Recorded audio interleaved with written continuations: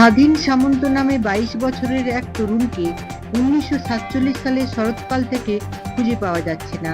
স্বাধীনের সাদা পায়রা ওড়ানোর শখ ছিল, গায়ক পাখি চিড়িয়াখানা করার ইচ্ছে ছিল। নিরুদ্দেশের সময় তার পরনে সবুজ রঙের পাঞ্জাবি ও নীল পাড় ধুতি ছিল। সন্ধান জানাবার ঠিকানা স্বদেশ সামন্ত, গ্রাম, থানা এবং জেলা ভরতপুর।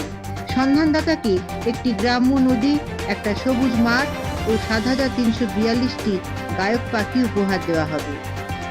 সত্যকিঙ্কর জহুরি নামে ৫১ বছরের এক প্রৌঢ়কে ১৯৪৮ সালের মধ্যগ্রাম থেকে খুঁজে পাওয়া যাচ্ছে না।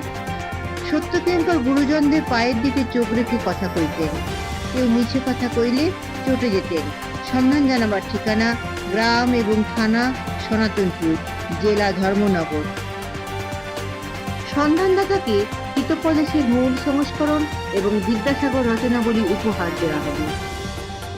প্রীতি মিত্র নামে ১৯ বছরের এক তরুণকে ১৯৫০ সালে জানুয়ারি থেকে খুঁজে পাওয়া যাচ্ছে না। প্রীতি রাখি পূর্ণিমায় রাখি বন্ধনের উৎসব করত।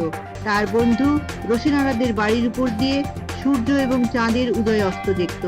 সন্ধান জানাবার ঠিকানা সম্প্রীতি মিত্র, গ্রাম, থানা এবং জেলা ভুবনডাঙ্গা। বিপ্লব গুপ্ত নামে ১৮ বছরের এক তরুণকে ১৯৬৯ সালের এক কালবৈশাখী সন্ধ্যে থেকে খুঁজে পাওয়া যাচ্ছে না। বিপ্লব পূবের পাহাড় ও সূর্য ওঠার গল্প ভালোবাসত।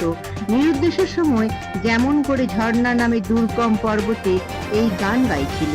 সন্ধান জানাবার ঠিকানা উদয়ন গুপ্ত, গ্রাম, থানা এবং জেলা উদয়পুর।